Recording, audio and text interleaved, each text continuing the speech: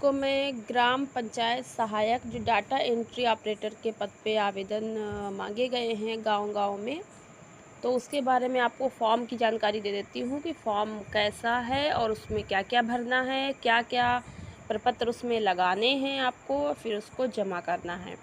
तो यहाँ पर आपको ग्राम पंचायत स्तर पर प्रधान, सचिव या विकास खंड स्तर पर, जनपद स्तर पर अधिकारी, कर्मचारी नामित करने की अपेक्षा की गई है। और पूरा यहाँ पे देख लेते हैं, आप खुद भी पढ़ लीजिएगा। थोड़ा मैं जूम करके इसको दिखा दे रही हूँ, अच्छे से यहाँ पे इसको पढ़ लीजिएगा थोड़ा।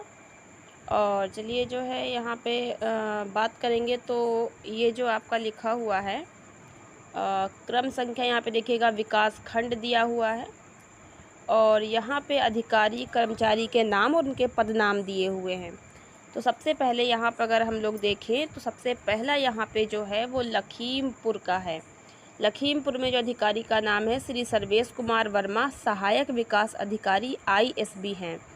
और फिर दूसरा है बेहजम, तो बेहजम में श्री राधेश्याम, सहायक विकास अधिकारी ISB हैं। फिर फूलबेहड़ में जो है श्री रामाधार, सहायक विकास अधिकारी हैं। और 4 नंबर पे नकहा में श्री गोवर्धन प्रसाद, सहायक विकास अधिकारी हैं। नाम सबके दिए, उनका पद दिया है।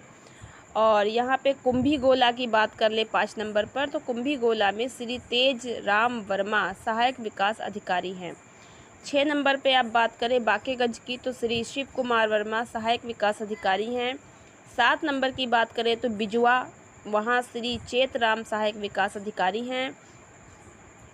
8 नंबर पर मोहम्मदी की बात करें तो मोहम्मदी में श्री संजय सिंह, सहायक विकास अधिकारी हैं। 9 नंबर पर पसगवां की बात करें तो श्री देवेंद्र कुमार, सहायक विकास अधिकारी हैं।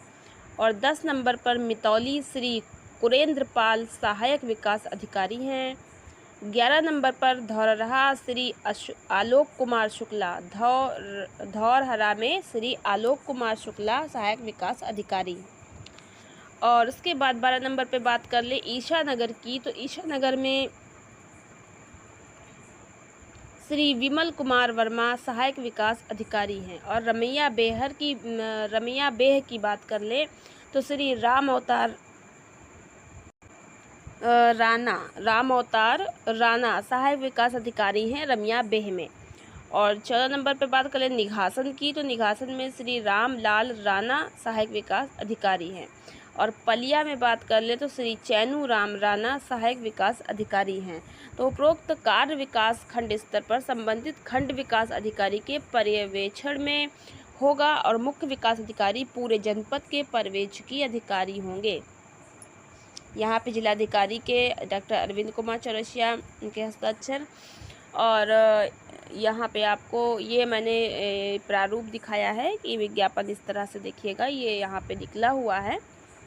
और आगे हम लोग फार्म भी देखेंगे, उसमें आगे बात कर लेते हैं।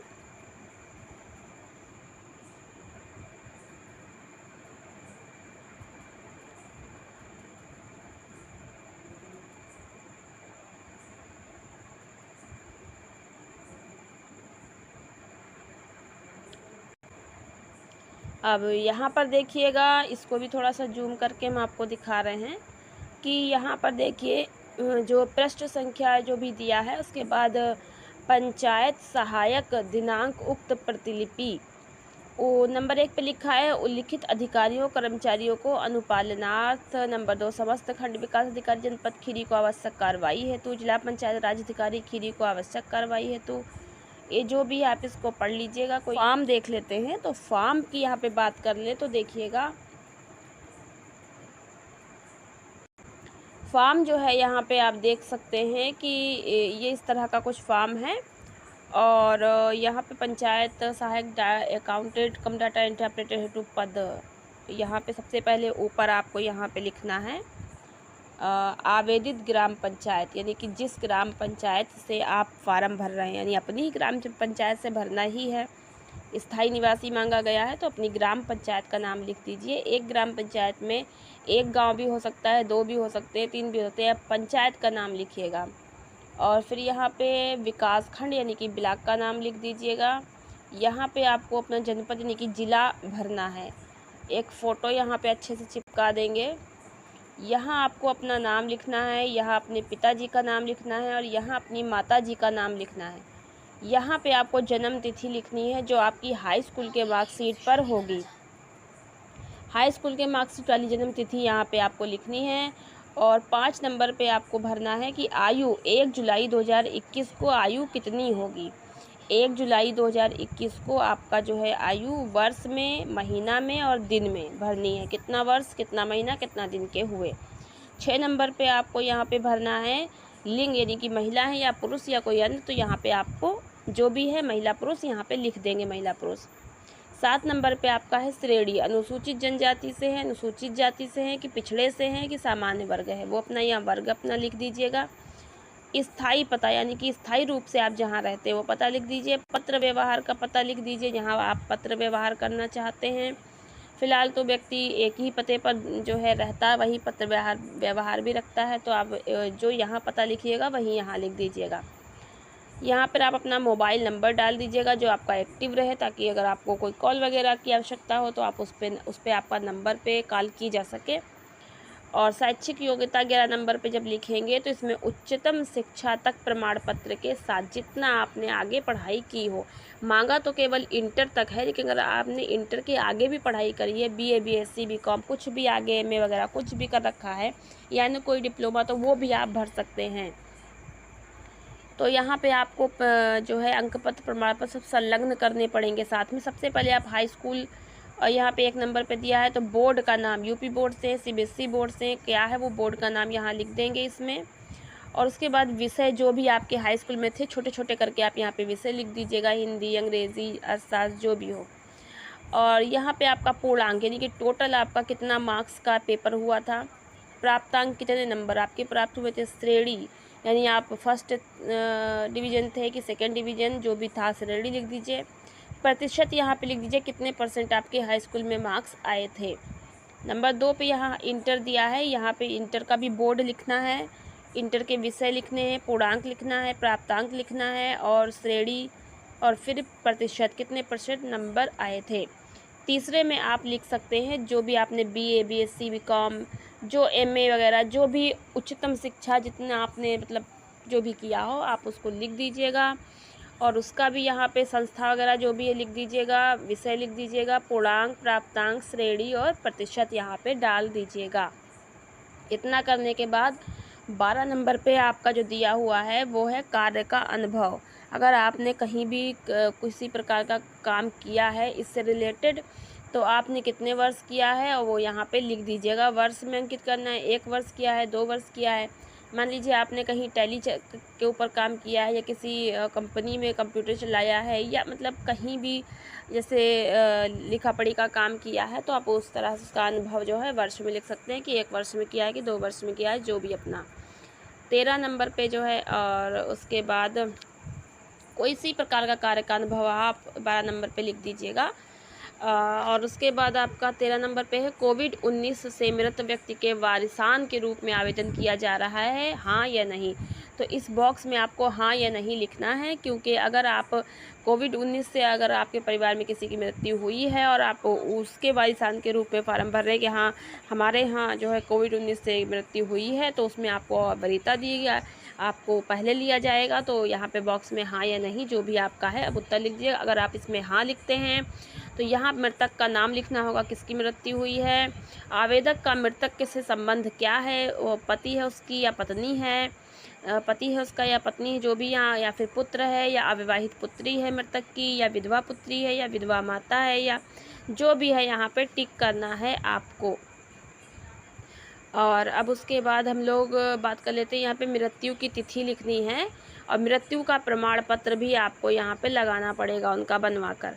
और इस तरह से आप यहाँ पे ब्लड टेस्ट वगैरह जो भी है रिपोर्ट संलग्न करें, क्योंकि वो आपको जब मैंने वीडियो बनाई थी उसमें मैंने बोल कर नहीं बताया था, पर मैंने वहाँ पे कहा था पूरा पढ़ लीजिए। ब्लड टेस्ट वगैरह जो भी सिटी स्कैन या जो भी जिस तरह का रिपोर्ट वगैरह है वो यहाँ पे संलग्न करनी है उनकी, और रिपोर्ट की तिथि भी यहाँ पे आपको लिखनी पड़ेगी।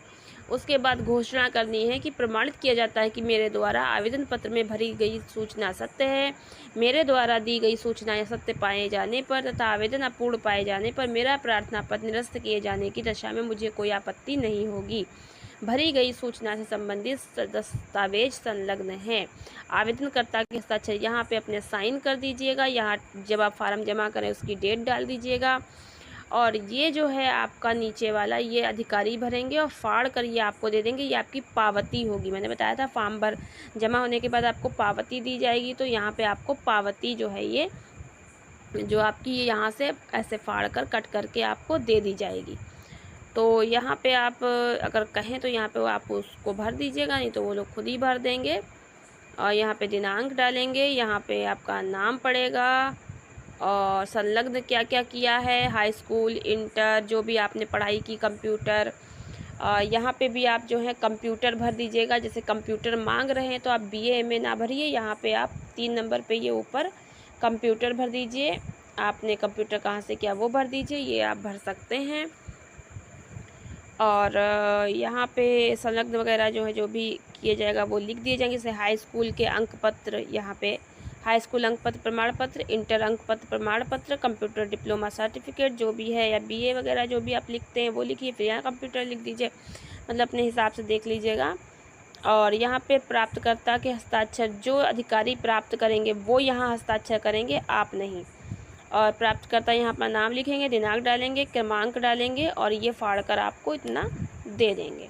तो ये आपको इतना भरना था। चलिए आगे देखते हैं।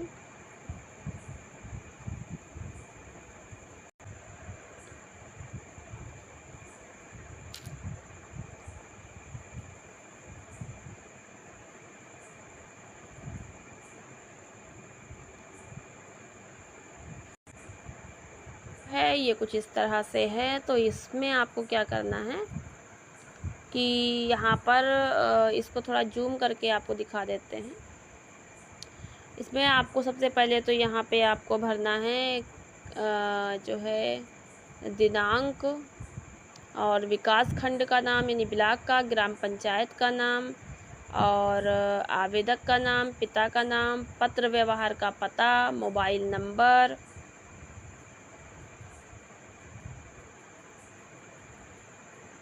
उसके बाद मोबाइल नंबर यहाँ पे भरने के बाद उसी ग्राम पंचायत के निवासी होने के संबंध में निवास प्रमाण पत्र संलग्न करना है। यहाँ पे हाई स्कूल के प्राप्तांक, पूर्णांक और प्रमाण पत्र संलग्न किया है, हाँ या नहीं। और फिर इंटरमीडिएट का प्राप्तांक, पूर्णांक, प्रमाण पत्र संलग्न किया है, हाँ या नहीं, ये भरना है। और उसके बाद यहाँ पर आपको हाई स्कूल व इंटरमीडिएट का अंक पत्र व प्रमाण पत्र, यहाँ पे जाति प्रमाण पत्र और यहाँ पे कोविड-19 के मृत्यु के संबंध में प्रमाण पत्र व रिपोर्ट। तो ये सब जो है आपको करना है।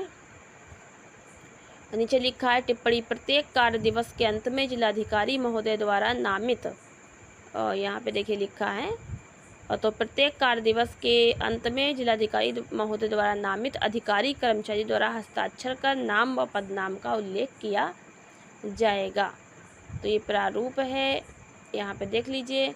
पंचायत सहायक अकाउंटेंट कम डाटा एंट्री ऑपरेटर पद हेतु प्राप्त आवेदन पत्रों के पंजीकरण का विवरण, यहाँ पे जो है ये आप दे दीजिएगा। फिलहाल तो इसमें पंजीकरण का विवरण दिया गया है। इस तरह से आप जो है इसको देख लीजिएगा। फॉर्म था, मैंने आपको यहाँ पे दिखा दिया है और बता दिया।